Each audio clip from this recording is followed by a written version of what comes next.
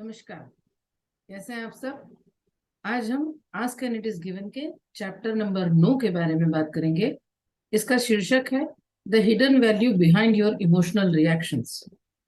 Abraham यहाँ पर कह रहे हैं कि आप सभी के देखने की शक्ति सुनने की शक्ति से अलग है, छूने की और अलग, टेस्ट करने की और अलग और सूंघने की बिल्कुल अलग। परंतु ये सभी शक्तियां और कुछ नहीं, ब्रह्मांड में व्याप्त जितने भी वाइब्रेशंस है उनको समझने का एक माध्यम भर है। अगर स्टोव गर्म है तो यह आपको सुनने से नहीं पता चलेगा, हो सकता है देखने से पता चल जाए, परंतु जैसे ही आप उसके पास जाते हैं आपको उसकी गर्माहट का अंदेशा लग जाएगा। आप हम सभी अत्यंत उम्दा सेंस ऑर्गन्स के साथ पैदा हुए हैं जो आपको इस भौतिक विश्व में प्रत्येक चीज को समझने में मदद करते हैं। इसी तरह से आप सभी के पास और सेंसेस हैं जो हैं आपके इमोशंस, जो आपकी मदद करते हैं आप जो भी जीवन जी रहे हैं उसको वाइब्रेशनली इंटरप्रेट करने में। आपके आसपास जो भी घटित हो रहा है उसको वाइब्रेशनली समझने में इमोशंस आपकी सबसे ज्यादा मदद करते हैं। इमोशंस आपके लॉ ऑफ अट्रैक्शन का केंद्र बिंदु है हर क्षण, एवरी मोमेंट।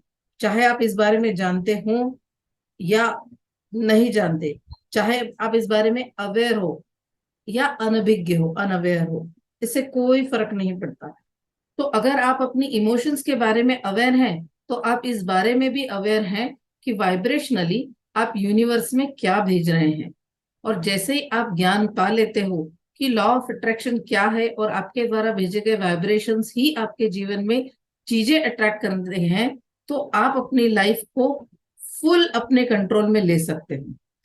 इस ज्ञान के साथ आप अपने जीवन में जो चाहे वह अनुभव ले सकते हो। आपके इमोशंस केवल और केवल इमोशंस ही आपको और सोर्स एनर्जी के बीच का कनेक्शन एस्टेब्लिश करने में मदद कर सकते हैं। तो जब भी आप यह जानना चाहते हैं कि आप सोर्स एनर्जी से कनेक्टेड हैं या नहीं, आपको यह बात आपके इमोशंस ही बताएंगे। इसलिए इमोशंस को हम अपना इमोशनल गाइडिंग सिस्टम कहते हैं।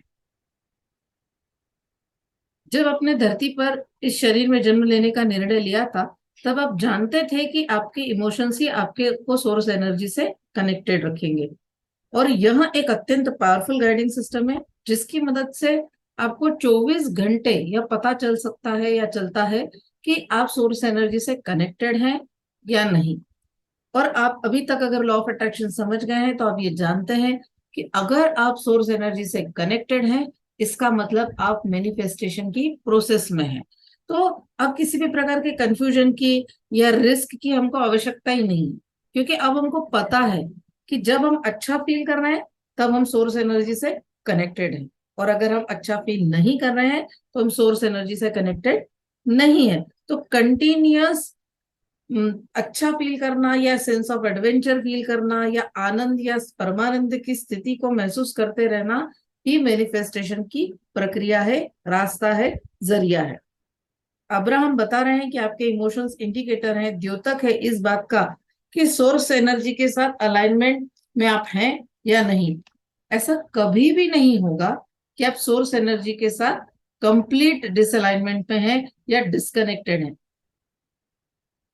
जो भी विचार आप चुनते हैं वे आपको भरपूर मौका देते हैं, भरपूर बड़ा एरिया या दायरा आप देते हैं जिससे आप अपने सोर्स एनर्जी से अलाइनमेंट या डिसअलाइनमेंट का पता कर सकते हैं।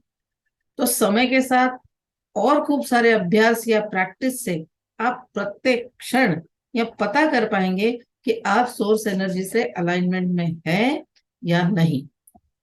आप सब अत्यंत सर्वाधिकार प्रदत्त या एम्पावर्ड बीइंग्स हैं और पूरी तरह से क्या है, स्वतंत्र है कुछ भी क्रिएट करने के लिए। जब आप इस बात की अवेयरनेस में रहते हैं तो आप जॉयफुल स्टेट में रहते हैं, परंतु जब आप इस बात को भूल जाते हैं आप डिसएम्पावरमेंट या शक्तिहीन अवस्था में पहुंच जाते हैं। इस तरह हमारे प्रत्येक विचार हमें जॉयफुल स्टेट से डिसएम्पावरमेंट की स्टेट या शक्तिहीन या एकदम गलित गात्र की स्टेट तक ले जाते हैं, एकदम डाउन फीलिंग। तो अपने इमोशंस को वेलबींग तक पहुंचने का रास्ता बनाएंगे। जब भी आप कोई विचार सोचते हैं और आप वास्तव में जो हैं एक प्रसन्न आत्मा है, क्योंकि आत्मा के स्तर पे किसी भी प्रकार का दुख ये होता ही नहीं। तो जब अगर आप आत्मा हो तो बेसिक आपका कोर क्या है? हमेशा प्रसन्नता में रहना, प्रसन्नता में जीना और प्रसन्नता में विचरण करना। तो ये अगर आपका बेसिक कोर है तो आप अपनी फिजिकल बॉडी में भी एक हार्मोनी फील करेंगे अगर आप अ- जब भी कोई अच्छा विचार सोच रहे हैं। परंतु आप अगर आप कोई ऐसा विचार सोच रहे हैं जो आपके इस ओरिजिनल कोर वैल्यू से आपको दूर लेकर जाता है, मतलब आपकी प्रसन्न रहने की जो मूल आधार बिंदु है उससे आपको दूर ले जाता है, अप्रसन्नता फील कराता है, तो आपको ऐसा लगेगा कि आप डिसहार्मोनी में हो, या आपको आप डिसएम्पावरमेंट फील करोगे, आप एकदम डाउन लो फील करोगे। तो ये डिसएम्पावरमेंट या डिसहार्मोनी की फीलिंग्स को कैसे हम पहचानेंगे कि क्या हम हार्मोनी में है या डिसहार्मोनी में है? तो डिसहार्मोनी की फीलिंग को अगर हम नाम दें तो depression, fear, anger, feeling of bondage, ये जो फीलिंग्स आती है ना, या डाउट या ऐसी कुछ भी फीलिंग्स, वो क्या की है? वो फीलिंग्स है डिसहार्मोनी की। अब अगर हम यहाँ पर मूर्तिकार की बात करें तो मूर्तिकार हमेशा अपना मन प्रसन्न कर रखने वाली मूर्ति बनाता है, मिट्टी की। और इस मिट्टी को या मूड को जैसा वो चाहे वैसा आकार देता रहता है। आप जैसा वो मिट्टी को मोल्ड करने में अपनी एनर्जी या अपनी ऊर्जा लगाता है, अपने हाथों के द्वारा, अपनी सोच के द्वारा, वैसे ही हम भी क्या कर रहे हैं, हमारे जीवन को हर क्षण मोल्ड कर सकते हैं। हमारे अपने वो पावर है, क्रिएशन की पावर है।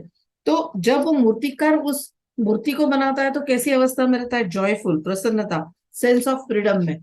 तो ऐसी ही प्रसन्नता की अवस्था में हम रह सकते हैं हमारी लाइफ को क्रिएट करने के दौरान। हम सब अपनी फोकस की पावर से क्रिएट करते हैं। हम जो भी क्रिएट करते हैं, हम जिस चीज के बारे में सोचते हैं, जिस चीज को याद करते हैं, उसको हम अपने मन की आंखों से देखते हैं, इमेजिन करते हैं, और उस इस तरह से हम उस सोच पर, उस विचार पर अपनी ऊर्जा प्रदान करते हैं। अब हमारी ऊर्जा, हमने फोकस करी उस बात पर, तो उसी के बारे में हम बोलते भी हैं, हम लिखते भी हैं, या हम चुप भी हैं तो हम याद कर रहे हैं, या हम इमेजिन कर रहे हैं तो हम सोच रहे हैं। ये सब हम क्या कर रहे हैं? हम हमारा पूरा फोकस हमारा उन विचारों पर लगा रहे हैं, हमारा ध्यान पूरा उन विचारों पर केंद्रित कर रहे हैं। तो जैसे जैसे मूर्तिकार भी सही सही अभ्यास के साथ एक बहुत सुंदर मूर्ति बनाना सीखता है, वैसे ही हम अपने अभ्यास के दौरान अभ्यास कर करके अपने विचारों को सही दिशा देना सीख सकते हैं। हम तय कर सकते हैं कि हम जो सोच रहे हैं वो हमको कैसा फील करा रहा है। वो हमको बता सकते हैं हमारे फीलिंग्स, कि हम जो सोच रहे हैं वो हमारे विचार कुछ क्रिएट करने की तरफ जा रहे हैं जो हम चाहते हैं, या उससे दूर ले जा रहे हैं और ऐसा कुछ क्रिएट करके दे रहे हैं हमारी लाइफ में जिनको हम नहीं चाहते।